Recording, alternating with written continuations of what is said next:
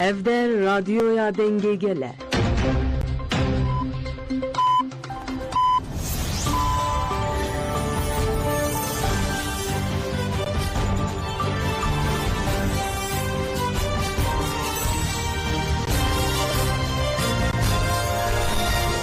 کاتتان باش بیسەرانی هێزار لە ناوەندی هەواڵەکانی رادیۆ دەنگی گەل بە یارمەتیاو کارانم گەشتی هەواڵەکانی ئەمڕۆ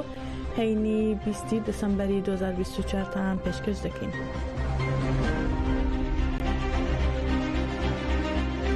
بە عالەمە نەممکنە گەلک ڕزگار ببە ئازاد ببە دنیا لامبەر تەوە تو دەهات داوی li şerî xwe davî tu kalî biserkevî.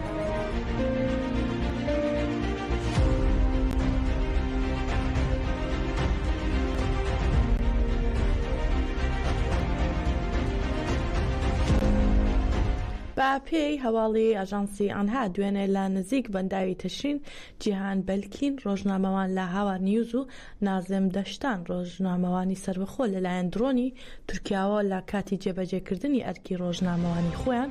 لە نزیک بەنداوی تەشرین کراونەتە ئامانج و گیانیان لەدەستداوە. سەرچاوە خۆجێیەکان لە کۆبانیە باسییان لەوەش کردووە تاکو بەرەبەیانی ئەمڕۆ لەلایەن هێزەکانی تورکیا و گروپە چەکدارەکانەوە چەند ناوچەیەکی کۆبانی بردومان کراوە بەڵام زیانی بردومانەکان نەزانراون. جاماژەی لە ڕۆژی هەشتی ئەم مانگەوە و پاشڕوخانی دەسەڵاتی بەشار ئەسەد تورکیا و گروپە چەکدارەکانی نزیک لە وڵاتە هێرش و بردومانەکانیان بۆ سەر ڕۆژاوای کوردستان و ناوچەکانی ژێر دەسەڵاتی هەسەدا چڕ کردوتەوە و هەڕەشەی لەشکرکێشی بۆ سەر کۆبانی دەکەن.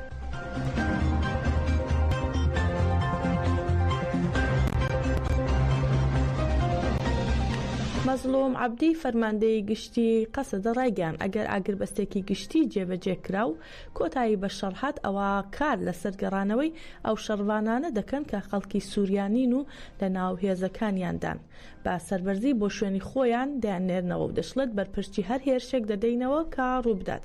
مەزلوم عەبدی فەرماندەی گشتی هێزەکانی سووریای دیموکراتیک هەسەدا بە ئاژانسی ڕۆیتەرزی ڕاگەیاندووە پێشتر لە ساڵی 2014 چەکدارانی کورد لە ئێران، عێراق و تورکیاوە هاتوونە تا سووریا بۆ ئەوەی هاوکارمان بن و بەشێکیشیان گەڕاونەتەوە. هەروەها ڕایگەیاندووە پێشتر چەکدارانی پارتی کرێکارانی کوردستان پەکەکە هاتوونەتە سووریا بەڵام هێزەکانی سووریای دیموکراتیکی هیچ پەیوەندیەکیان بە پەکەکەوە نییە. هەروەها شانازی بەو شەڕوانانەوە کرد کە خەڵکی سووریانین و لە ماوەی دەیەی ڕابردوودا بە هاوکاری ئەمریکا یارمەتی دەریان بوون لە شەڕی دژبا داعش و دەشڵێت هەندێکیان لە ماوەی ساڵانی ڕابردوودا گەڕاونەتەوە و هێندێکی دیکەشیان ماونەتەوە بۆ یارمەتیدانمان لە شەڕی داعش. هەر کاتێک ئاگربەستی تەواو ئەنجامدرا هێدی کاتی ئەوە دێت ئەوانیش بگەڕێنەوە بۆ شوێنەکانی خۆیان. دەشڵێت لەلایەکی ترەوە خۆمان ئامادە دەکەین بۆ بەرپرسدانەوەی هەر هێرشێک ئەگەر ڕووبدات و هێزەکانمان لە ئامادە باشی تەواودان.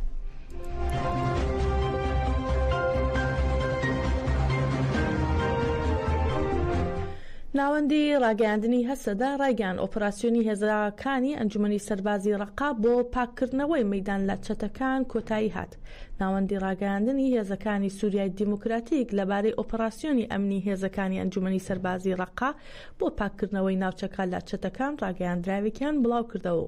لە ڕاگەیاندراوەکەیاندا هاتووە هێزەکانمان بە سەرکەوتووی کۆتاییان با ئۆپراسیۆنەکەیان لە مەیدان هێنا و ئاسایش و سەقامگیری گەڕاوەتەوە بۆ ناوچەکە و پاکبووەتەوە لە چەتەکان.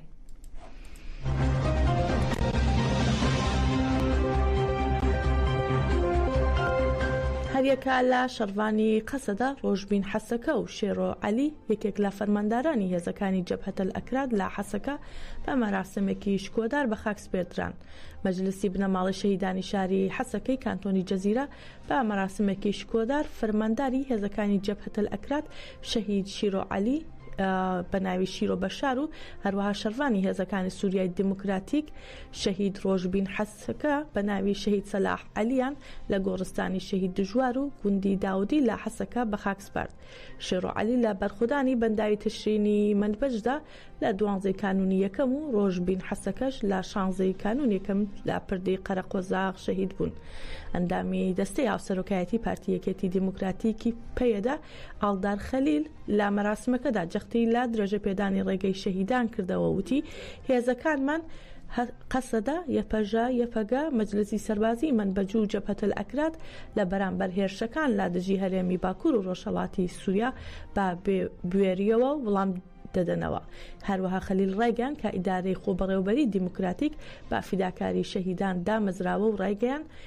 هەر کەسێک خەونیشکاندنی ئیرادەی خۆبەڕێوەبەری ببینێت شکست دەهێنێت. ئەم ئیدارەیە لەسەر بنەمای برایەتی گەلان و قوربانیدانی 14,000 شەهید بەراماتوە. لە کۆتایی مەراسمەکەدا ناسنامەی هەردوو شەهید خوێندرایەوە و ڕادستی بنەماڵەکانیان کرا و تەرمی شەهیدان باوسنەوەی دروشم بە خاک سپێردرا.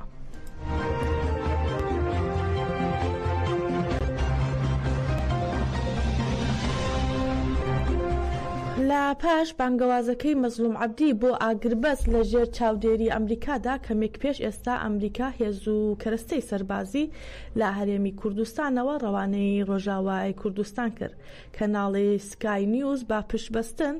بە سەرچاوێکی تایبەت بڵاوی کردەوە لە دەواازەی وەلیدی هاوسنووری سووریا لەگەڵ هەرێمی کوردستان کاروانێکی هێزی سەربازی ئەمریکا گەیشتوەتە نێو خاکی ڕۆژاوای کوردستان. هەروەها بە گوێرەی زانیاریەکان کاروانەکە لە دایان ئۆتۆمۆبیلی سەربازی و باڵ هەڵگر و چەکی قورس و مامناوەند پێکاتوە و ڕاستەخۆ هێزەکە چوونەتە پارێزگای حەسەکەوە. لەلایەکی تریشەوە وەزارەتی بەرگری ئەمریکا بە فەرمی ئەمڕۆ هەینی ڕایگەیان پێشتر ژمارەی سەربازەکانی ئەمریکا لە باکووری ڕۆژهەڵاتی سووریا 900 سەرباز بووە، بەڵام ئێستا ژمارەیەەکە بۆ 2000 سەرباز زیاد کراوە. باس لەوەش کراوە ئەو سەربازانە بۆ شەڕی دژ بە داعش ڕەوانەی سووریا کراون و هاوکات جەخ لەوەش کراوەتەوە هێشتا دیار نییە تاکەی لەوێ دەمێننەوە.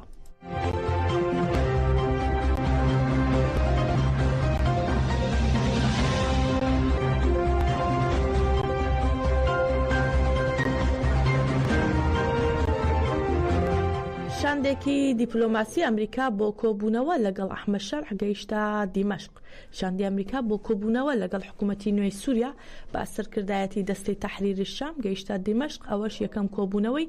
فەرمی نێوان ئەو دوولایەنە دەبێت لە دوای نەمانی دەسەڵاتی بەشار ئەسەد. شاندەکەی ئەمریکا پێکدێن لە باربارا لیف یاریدەری وەزیری دەرەوەی ئەمریکا بۆ کاروباری ڕۆژهەڵاتی ناوەڕاست و ڕۆجەر کارستیستان نێردەی سەرۆکایەتی بۆ کاروباری بارمتەکان و دانیێل ڕۆبنشتاین ڕاوێژکاری باڵا بۆ سەرپەرشتی هەوڵەکانی ئەمریکا لە سووریا. سەردانی شاندەکەی ئەمریکا لە کاتێکدایە کە حکوومەتە ڕۆژاواییەکان ورداوردا بە ڕووی حکوومەتی نوێی سووریادا دەکرێنەوە و لە چەند ڕۆژی ڕابردوشدا شاندەی فەڕەنسا، بریتانیا و ئەڵمانیا و چەند وڵاتێکی ناوچەکە چوونە دیمەشق. هەروەها وەزارەتی دەرەوەی ئەمریکا ڕاشی گەیاندووە لە کۆبوونەوەکەیاندا بەرپرسانی ئەمریکا لەگەڵ نوێنەرانی حکوومەتی نوێی سووریا کۆمەڵێک پرسی وەک حکوومەتی گشتگیر و ڕێزگرتن لە مافی کەمینەکان تاوتوێ دەکەن کە واشنگتن دەیەوێت لە قۆناغی گواستنەوەی سیاسی سووریادا جێگر بکرێن. جیاماژەی لە ساڵی 2012ەوە ئەمریکا پەیوەندیە دیپلۆماسیەکانی لەگەڵ سووریا پچڕاندووە و باڵوێزخانەکەی لە دیمەشق داخستووە.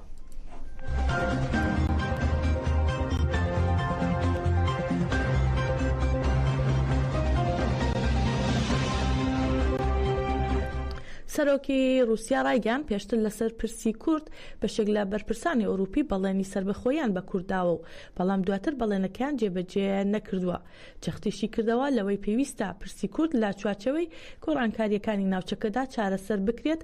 و دەبێت ڕێز لە سەروەری سووریا بگیرێت. ڤلادیمیر پوتین سەرۆکی رووسیا لە میانی کۆنگری ڕۆژنامەوانی ساڵانە بۆ پێداچوونەوە بە ئەنجامەکانی ساڵی 2024 سەبارەت با کورد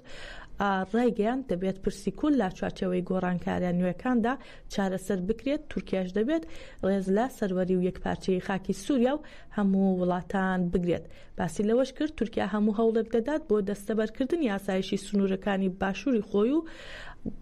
دەیەوێت هێزە کوردیەکان لە سنوورەکان دوور بخاتەوە. ڕەنگە ئەمانە مەحاڵ بن و نەتوانرێت جێبەجێ بکرێن.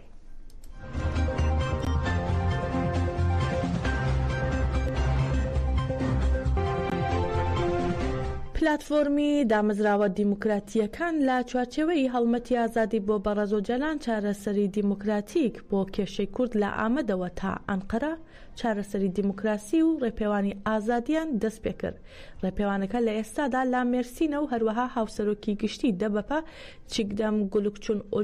ئۆچار بەشداری ڕێپێوانەکە بوو. بە ناوی ئەنجومەنی ڕەنجەوە عەزیز ئۆسکان بەشداری لا مەراسمەکە کردووتی سبەی لا ئەنقەرە ڕای دەگەێنن کە ئەم سیاسەتە شەڕەنگێزیەی تورکیا و ئەو بودجەیەکە باش بۆ شەڕ خەرج دەکرێت لا گیرفانی کرێکارانەوە دەدەزرێت. وەک کرێکاران پشتیوانی ئەم ڕێپێوانە دەکەین و لە هەموو گۆڕەپانێک هاوار دەکەین کە ئێمە شەڕمان نابێت. هەروەها لە ئەنجومەنی دایکانی ئاشتی مەریەم تۆڕا ڕایگەیاند دایانەوێت ڕێپێوانەکەیان ببێتە ئامڕازی ئاشتی و وتیشی بۆ کوردان و ڕۆژهەڵاتی ناوین ئاشتیمان دەبێت.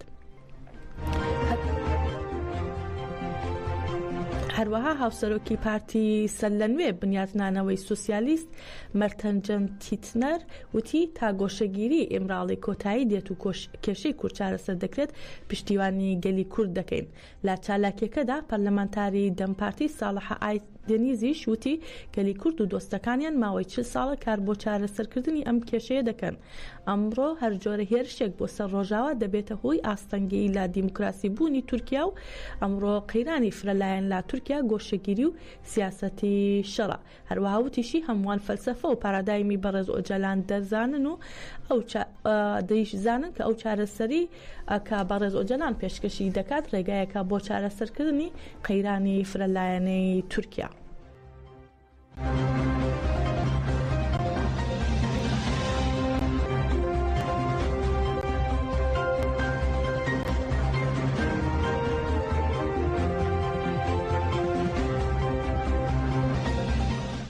بەڕێزان ڕاستەوخۆ دەچینە شاری قامیشلو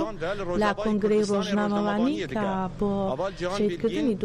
ڕۆژنامە نووس لەلایەن دەوڵەتی تورکەوە گیراوە دەچینە ئەوێ پشتی هەواڵەکانمان کۆتایی پێدەهێنن بمێن لە خێر ڕۆژنامەوانەکە وێرەک دەئەنیا هەری پێش یا چاپەمەنیە ئازاد جێگرت بە پێنووس و کامیرایە خوا هەرتم بوو زمانێ شۆرەشا گەلان و شۆرەشا ژنان جیهان بیلگین 8 ساڵان دە ئان هەیەدا وەکی نوچەکان خەبات کرد. د پیواژوی آواکرنا شورشا روجاوا ده وکی روزنامه‌وانه که 8 سال انتجی تکوشین درباز کرن